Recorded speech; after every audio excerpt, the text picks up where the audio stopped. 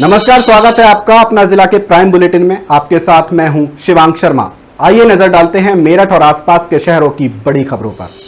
दिल्ली अधीनस्थ सेवा चयन बोर्ड DSSSB की ओर से लाइब्रेरियन पद के लिए सोमवार को फर्जी तरीके से परीक्षा देते हुए 2 युवकों को सेक्टर 58 थाना पुलिस ने गिरफ्तार कर जेल भेज दिया।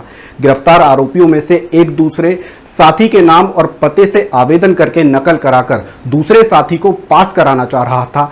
दिल्ली के वित्त विभाग के अनुभाग अधिकारी गुरुदत्त रंगा ने पुलिस को बताया कि कुछ महीने पहले लाइब्रेरियन पद के लिए भर्ती प्रक्रिया शुरू की गई थी। इच्छुक लोगों से आवेदन भी मांगे गए थे। इसी क्रम में सोमवार को ION डिजिटल जोन में एक परीक्षा आयोजित की जा रही थी। परीक्षा तृतीयपाली में शाम 5 बजे से 7 बजे आयोजित की गई थी। परीक्षा में बैठने के लिए जिला बागपत की बड़ौद तहसील क्षेत्र के लोहारी गांव निवासी नितिन कुमार ने भी आवेदन किया था। उन्होंने बताया कि वो केंद्र पर परीक्षा के दौरान प्रभारी के रूप में तैनात थे। तभी परीक्षा के दौरान पर्यवेक्षक विजय कुमार रावत और वरिष्ठ सहायक निरीक्षक नितिन यादव ने उन्हें बताया कि 2 अभ्यर्थियों के एक ही नाम, एक ही हस्ताक्षर और एक ही पिता के नाम वाले हैं। दोनों का पता भी लगभग एक जैसा ही है। दोनों अभ्यर्थियों के फोटो अलग अलग हैं, लेकिन उस पर नाम और हस्ताक्षर एक ही है। ई प्रवेश पत्र की आगे की जांच में पता चला कि दोनों की जन्म तिथि एक ही थी और रोल नंबर क्रमांक के अनुसार थे।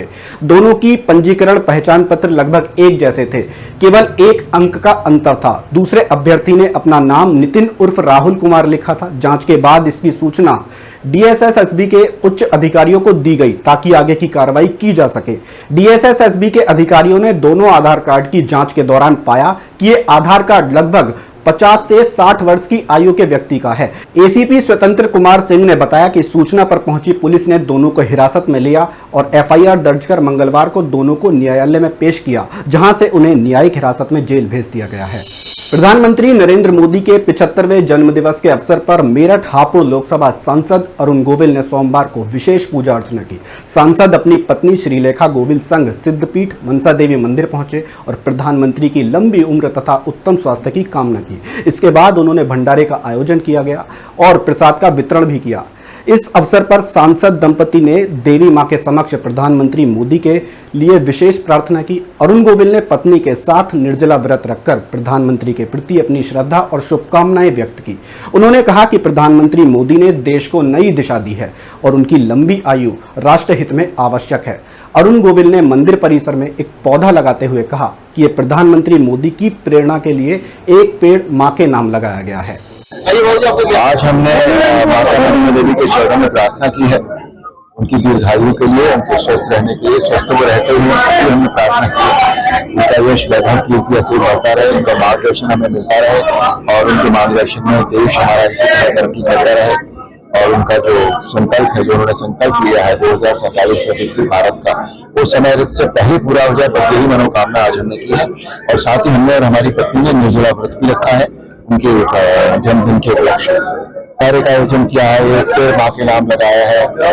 तो ये जो भी उनके एक पेड़ माँ के नाम उनका दिया हुआ एक अंक है कमीशन के लिए, एनवायरमेंट के लिए, वो तो जब भी मौका मिलता है, हमें जब भी सुविधा हो जाती है, हम हमेशा लगाते हैं। देशवासियों से यही संदेश है कि उन्होंने जो देश के लिए किया है प्रधानमंत्री ने, वो बहुत ही अभूतपूर्व है और हमें उनका साथ देना चाहिए, सभी देशवासियों को देना चाहिए। देश के लिए जो सोचता है और वो जरूर साथ दे भी रहे हैं और देंगे भी, क्योंकि उनके जैसा व्यक्तित्व हमारे देश में कोई है नहीं दूसरा। और जितना उन्होंने किया है इस देश के लिए पहले कभी हुआ नहीं। आज हमारा देश फाइनेंशियल पावर बन गया है, चौथी बड़ी शक्ति बन गया है और उनके नेतृत्व में देश ने हर तरह से हर क्षेत्र में प्रगति की है। तो उनका मार्गदर्शन हमें सदा मिलता रहे और हम इसी तरह उनके साथ काम करते हैं, बस यही बनूंगा। मेरठ के जानी खुर्द विधानसभा सिवालखास क्षेत्र के रालौद विधायक गुलाम मोहम्मद ने करीब 10 लाख रुपए की लागत से 2 CC रोड बनवाकर ग्रामीणों को बड़ी सौगात सौंपी है। सिवालखास विधानसभा क्षेत्र से रालौद विधायक गुलाम मोहम्मद ने कहा कि गांव के विकास के लिए प्रदेश की योगी सरकार बढ़ चढ़कर कार्य कर रही है। मंगलवार को विधानसभा सिवालखास क्षेत्र के गांव किनौनी में 10 लाख से CC रोड का निर्माण और 10 लाख रुपए की लागत से CC रोड बनवाई गई है। साथ ही अपनी विधायक निधि से CC रोड का निर्माण कराया गया है। मंगलवार को 2 CC रोड का फीता काटकर विधायक गुलाम मोहम्मद ने शुभारंभ किया। मेरठ के मजदूर की देहरादून में बादल फटने से मौत हो गई। बता दें कि 5 मंजिला बिल्डिंग टूटकर गिरने से मजदूर गंभीर रूप से घायल हो गया था। मेरठ के कस्बा किठौर के रहने वाले कैफ और उसका भाई गुड्डू उत्तराखंड के देहरादून के सहस्त्रधारा में टाइल्स पत्थर लगाने का काम कर रहा था। उसी दौरान अचानक बादल फट गया और जिस बिल्डिंग में कैफ सो रहा था वो पूरी नदी में समा गई और मोहम्मद कैफ की मौत हो गई। कस्बा किठौर के मोहल्ला व्यापारिया में रहने वाले मोहम्मद कैफ और उसका भाई गुड्डू देहरादून में एक निर्माणाधीन बिल्डिंग में टाइल्स लगाने का काम कर रहे थे। परिजनों ने बताया कि दोनों भाई काफी समय से वहीं रह रहे थे। कैफ के पिता अफजल ने बताया कि जिस बिल्डिंग में दोनों भाई और अन्य लोग काम कर रहे थे, अचानक बादल फटने से 5 मंजिला बिल्डिंग ढह गई और कैफ नदी में गिर गया। बमुश्किल एसडीआरएफ की टीम ने मौके पर पहुंचकर जेसीबी की मदद से कैफ को पानी से बाहर निकाला और नजदीकी अस्पताल में भर्ती कराया, जहां उसे मृत घोषित कर दिया गया। वहीं बताया जा रहा है कि मृतक कैफ 4 भाइयों में तीसरे नंबर का है, जबकि कैफ के 3 बहनें भी हैं। उसके पिता भी मजदूरी करते हैं। मूल रूप से जनपद हापुड़ के रहने वाला है कैफ। पिछले कुछ समय से कस्बा किठौर में रह रहा था और वहीं परिजनों का रो रो कर इस घटना के बाद बुरा हाल है। नोएडा प्राधिकरण ने डीएनडी की देखरेख कर रही टोल ब्रिज कंपनी को 100 करोड़ रुपए बकाया चुकाने का नोटिस जारी किया है। ये बकाया राशि डीएनडी को नोएडा के हिस्से में विज्ञापन लाने से प्राप्त होने वाले विज्ञापन शुल्क को लेकर जारी किया गया है। प्राधिकरण के अधिकारियों का कहना है कि अप्रैल 2018 से लेकर अप्रैल 2025 तक का जो अतिरिक्त बकाया है कंपनी ने नहीं चुकाया। इसके लिए 15 दिन का समय दिया गया है और अगर समय से बकाया नहीं दिया जाता है तो नियमानुसार कड़ी कार्रवाई की जाएगी। डीएनडी से दिल्ली से नोएडा की ओर आते हुए दिल्ली जाते हुए सड़क के किनारे और सड़क के बीच विज्ञापनों की भरमार देखी जा सकती है। डीएनडी के संचालन के समय से ही प्राधिकरण ने नोएडा टोल ब्रिज कंपनी को नोएडा के हिस्से में विज्ञापन लगाने का अधिकार दिया हुआ है। प्राधिकरण ने यहां पर नोएडा टोल ब्रिज कंपनी से विज्ञापन शुल्क लेने के लिए कम दरें तय कर रखी थी। इसकी वजह यही है कि डीएनडी को लेकर नोएडा प्राधिकरण व टोल ब्रिज कंपनी के बीच अनुबंध है। अधिकारियों ने बताया कि टोल ब्रिज कंपनी अभी तक 125 रुपये वर्ग फीट के हिसाब से नोएडा प्राधिकरण को विज्ञापन लगवाने का भुगतान कर रही है। अब बीते सालों में 2-3 बार विज्ञापन के रेट में इजाफा किया गया है।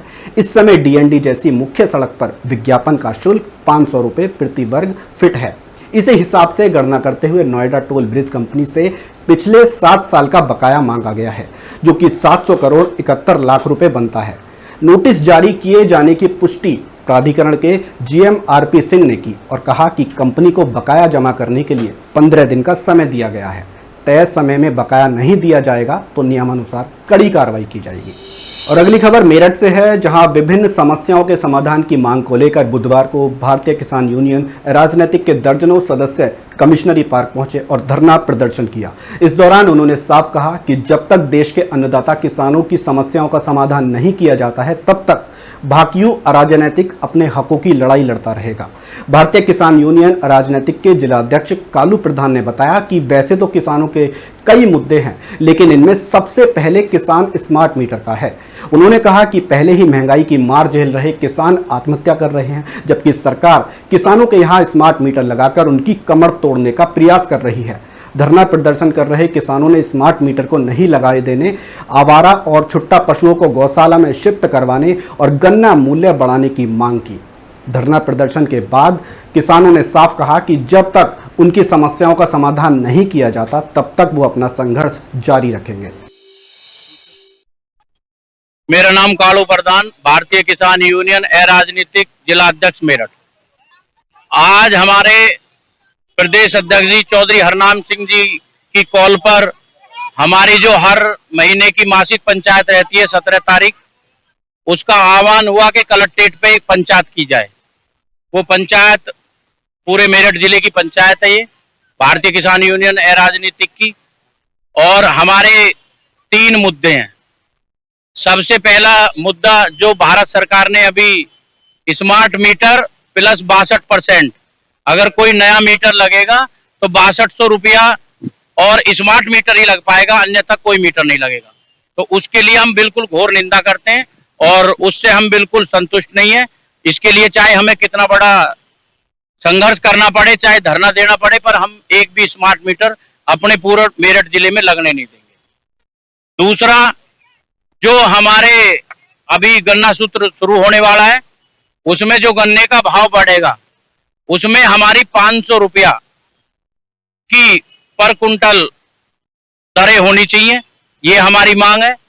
तीसरा, जो आवारा पशु रोड पर घूम रहे हैं उन्हें धर्मशाला में उनकी उसमें गौशाला में तो छोड़ा नहीं जा रहा, उन्हें रोड पर छोड़ दिया है। कोई माता बहन, कोई भाई स्कूटी से जा रहे हैं, वो टक्कर मार रहे हैं, उनके चोट लग रही है। जैसे कुछ दिन पहले का वाकया है, अभी 5 घटनाएं भैंसुमा से लेके और यहाँ तक टूल तक हुई हैं, जिनमें 4 मवेशी मर चुके हैं और कुछ भाइयों को एक्सीडेंट से किसी के सर में चोट है, किसी के पैर में चोट है और किसी के माइग्रेन की दिक्कत भी हो चुकी है उन्हीं से। तो बिल्कुल हम आवारा पशुओं के बिल्कुल खिलाफ हैं, उनको ले जाकर उनकी गौशाला में छोड़ा जाए, नहीं तो उसके लिए भी एक धरना शुरू होगा बहुत जल्दी। बुधवार को कस्बा सिवाल खास में भाजपा के अल्पसंख्यक उपाध्यक्ष अनवार कुरैशी के आवास पर देश के प्रधानमंत्री नरेंद्र मोदी का 75वां जन्मदिवस मनाया गया। इस दौरान कार्यकर्ताओं ने केक काटकर और मिठाइयां बांटकर प्रधानमंत्री की लंबी आयु व स्वस्थ जीवन की कामना की। भाजपा मुस्लिम कार्यकर्ताओं ने प्रधानमंत्री की लंबी उम्र की दुआ भी मांगी और अल्पसंख्यक उपाध्यक्ष अनवार कुरैशी ने कहा कि जब से देश में प्रधानमंत्री नरेंद्र मोदी बने हैं, तब से गरीब इंसान राहत की सांस लेकर आत्मनिर्भर बन रहा है। देश का अंतिम व्यक्ति केंद्र और राज्य की कल्याणकारी योजनाओं का लाभ ले रहा है। भाजपा सरकार सबका साथ सबका विकास की नीति पर कार्य कर रही है। इस दौरान कार्यक्रम में अनवार कुरैशी, वकील चौहान, हामिद सोनू, दानिश कुरैशी, इरफान नंगला, अंकित शर्मा, सुहेल चौहान, अंसार अब्बासी, गुलशन अली, फरहान कुरैशी और बड़ी संख्या में भाजपा के अल्पसंख्यक मोर्चे के कार्यकर्ता मौजूद रहे।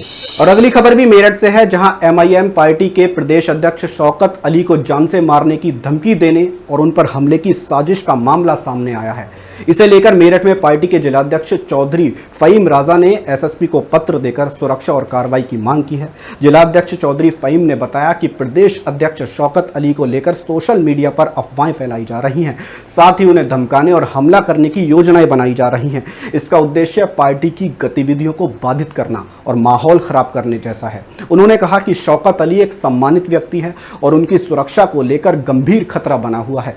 उन्होंने कहा कि कुछ शरारती तत्व सोशल मीडिया पर भड़काऊ पोस्ट डालकर माहौल खराब करने की कोशिश कर रहे हैं। इससे प्रदेश अध्यक्ष की जान को खतरा बढ़ गया है। जिलाध्यक्ष ने पुलिस से मामले की जांच कर दोषियों के खिलाफ कड़ी कार्रवाई करने की बात कही। उत्तर प्रदेश में कानून व्यवस्था नाम की चीज नहीं बची है। अब से पहले भी मुझे एवं हमारे प्रदेश अध्यक्ष जी को जान से मारने की धमकी दी गई एवं अभी लगातार चंदन राजभर, पीयूष और मंत्री ओम प्रकाश राजभर और उनके पुत्र लगातार हमारे प्रदेश अध्यक्ष शौकत साहब के विरुद्ध षड्यंत्र रच रहे हैं और उनकी हत्या कराने का षड्यंत्र प्रतीत होता है, जो खुलेआम गोली मारने की धमकी दी जा रही है। और अब तक कोई कार्रवाई नहीं हुई, अब तक उनकी गिरफ्तारियां किसी की नहीं हुई है। हम यही मांग करते हैं कि जो इस प्रकार के लोग हैं, जो लगातार धमकियां दे रहे हैं हमारे नेताओं को, माननीय प्रदेश अध्यक्ष जी को, उन पर तत्काल रूप से कार्रवाई की जाए, गिरफ्तार किया जाए और माननीय प्रदेश अध्यक्ष जी को सुरक्षा मुहैया कराई जाए। क्योंकि जो विषय है, अब तक वो इस तरह की बातें करते आए, क्योंकि सैयद सालार मसूद गाजी साहब के ताल्लुक से करोड़ों लोगों की आस्थाएं हैं। हमारे हिंदू भाई भी उनकी मजार पर जाते हैं और उनको इंसाफ का प्रतीक मानते हैं। और वो अजमेर में पैदा हुए, भारत में पैदा हुए थे। उनको ओम प्रकाश राजभर और ये सब लोग मिलकर के कौन कौन है, ये हम उनको मंगरू चाचा बोलते हैं। ये मंगरू चाचा पता नहीं कौन सा नशा करते हैं और जो व्यक्ति भारत में पैदा हुए उनको विदेशी आक्रांता बोलते हैं। कैसे हो सकते हैं? वो अजमेर में पैदा हुए, यहीं पैदा हुए, यहीं पर आज वो दफन है। उनको इस तरह की बात करना ये बेहुदा है। अब हम लोग सुनने वाले नहीं, आप कोई सवाल करेगा तो हम जवाब देंगे। जीएसटी दरों में कमी पर प्रधानमंत्री नरेंद्र मोदी के प्रति आभार व्यक्त करने के लिए सांसद अरुण गोविल ने मंगलवार को वेस्टर्न रोड स्थित एक होटल में आभार सभा आयोजित की। इस दौरान सांसद अरुण गोविल ने कहा कि जीएसटी दरों में कटौती एक ऐतिहासिक फैसला है, जो छोटे व्यापारियों और आम जनता दोनों के लिए बड़ी राहत होगा। उन्होंने कहा कि प्रधानमंत्री की दूरदर्शी सोच के कारण आज देश आर्थिक दृष्टि से अधिक सक्षम और मजबूत हो रहा है। सांसद अरुण गोविल ने लोगों को जीएसटी दरों को घटने से होने वाले फायदों की जानकारी दी। इस मौके पर काफी संख्या में व्यापारी भी मौजूद रहे। इसका उद्देश्य ये था कि इतना बड़ा काम हुआ है व्यापारियों के लिए, तो हम मोदी जी और उनकी सरकार का, माननीय फाइनेंस मिनिस्टर का, उनका हम आभार व्यक्त करें। और साथ ही साथ ये क्या हुआ है एग्जैक्टली, व्यापारियों को तो नॉर्मली पता होता है, लेकिन उपभोक्ता को नहीं पता होता जीएसटी का हिसाब क्या मिला है उसको। तो वो जरूर वो सारी बातें उन तक पहुंचे, हम उनको बताएं कि सरकार ने क्या किया है इस देश के लिए और उनको कितना बड़ा इससे फायदा होने वाला है और लॉन्ग टर्म में देश के लिए ये किस तरह से जो रिफॉर्म हुआ है जीएसटी का, ये काम आएगा। भारत विकास परिषद उत्कर्ष शाखा द्वारा संस्कृति सप्ताह के अंतर्गत मदन मोहन विद्या मंदिर स्कूल में संस्कार शाला का आयोजन किया गया, जिसमें अशोक कुमार जी ने छात्रों को डिजिटल सरकार व डिजिटल सुरक्षा के बारे में जागरूक किया। इस अवसर पर विद्यालय के प्रधानाचार्य शर्मिष्ठा, पीटीआई अनुज व कोऑर्डिनेटर मैम उपस्थित रहीं तथा शाखा अध्यक्ष पंकज गोयल, सचिव जितेंद्र गोयल को, कोषाध्यक्ष देवेंद्र राठी, महिला संयोजिका पूजा बंसल, मार्गदर्शक मणि अग्रवाल, सह संयोजिका काजल राठी आदि लोग भी उपस्थित रहे। कार्यक्रम का संचालन अशोक कुमार ने किया व बहुत सरलता के साथ बच्चों को संबोधित भी किया।